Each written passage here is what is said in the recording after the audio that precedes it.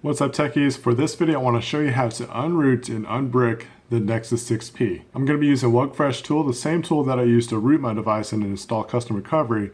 Within that tool you can also restore your Nexus 6P to fully stock. I'll leave links down below in the description of this video so that way you can know where to go and how to get this downloaded. Check out my video of how to root and also install custom recovery on the Nexus 6P. Again, the same tool, so this is really cool that Wugfresh tool is able to combine all of this into one application. So let's go ahead and get this done. All right, so I just wanted to show you quickly that this is the Nexus 6P Android 6.0.1. I'm going to verify root with Root Checker Pro. Congratulations, this is root access, so I just wanted to show that to you, that this is the Nexus 6P running the latest version of Android, and it is rooted. Now, I will say that there was a couple times where I was messing around with my phone and I got a soft brick, which really means that you're just kind of stuck in a boot loop. If you happen to be in something like a boot loop, what you're going to want to do is make sure the power is completely off. So go ahead and power down if you can. If you're in a boot loop, hold down the power button until it turns off. You can actually do that. So when the device is off, what you're going to want to do is boot into the bootloader manually. What you're going to do is hold the power and volume down at the same time and just keep on holding it until you see this. That's when you want to connect your USB cable to the device to your computer, and then the Wugfresh tool will actually recognize it from there, and that's when you can start to load the files that you need.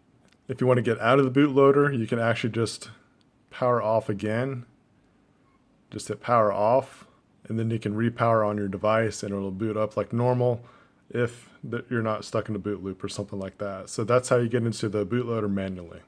So it's able to use this app that I'm fixing to show you on the computer. So if you're ready, let's go ahead and get this all set up. One thing that you'll need to try to do if you can, if you're not stuck in a boot loop or something like that, is go to your developer options and make sure that you have US debugging enabled. From this point, we're going to go to the computer, and I got Nexus Root Toolkit. I'll leave a link where you can get this downloaded in the description of this video. I've already got it downloaded because I've used it to root and install custom recovery. So basically, it's going to go through some little updates here, and then it'll kind of just launch the application. So just give it a second and it'll get going. All right, so here we are. And this is where you can kind of set up some stuff. If you know the current Android version that you're running, make sure that you have Nexus 6P. If you're using the Nexus 6P, of course, have that selected. If you know what build that you're on, go ahead and select that. I am on this build right here, so you just hit apply. And it'll kind of like reboot itself. And you can see here when it comes back up that it says Nexus 6P and then the version that you selected.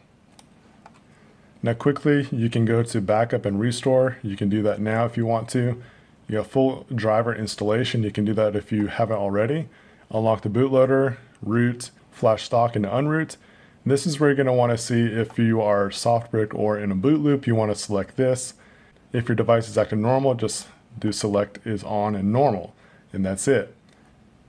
If you want to relock the bootloader, which I don't suggest doing, you can do that here as well. So for this part, we're just going to go to flash stock plus unroot, and this kind of gives you some prompts here.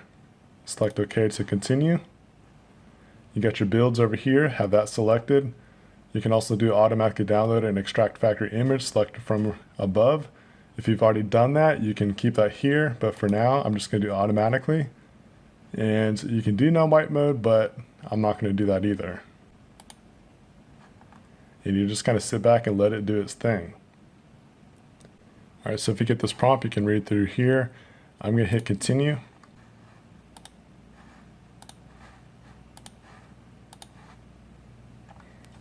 So I'd already downloaded a factory image, and that's what you're going to do. It imports it.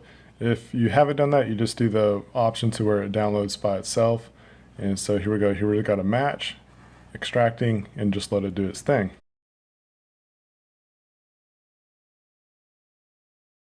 You're going to get this pop-up, read through it, and hit OK.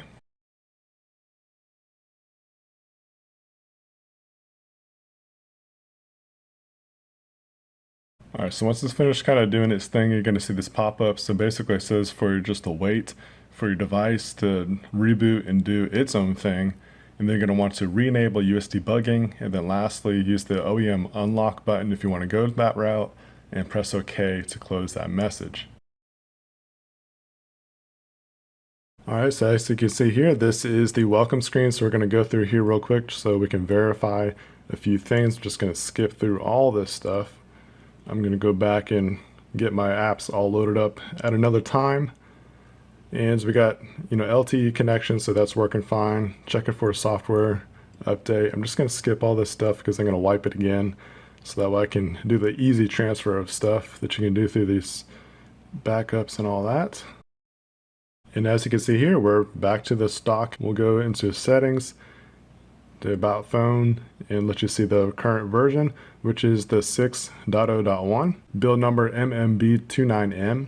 Well, that's how you return the Nexus 6P back to stock. Pretty simple to use, not much clicking to even have to do. So Wugfresh does a really good job with this.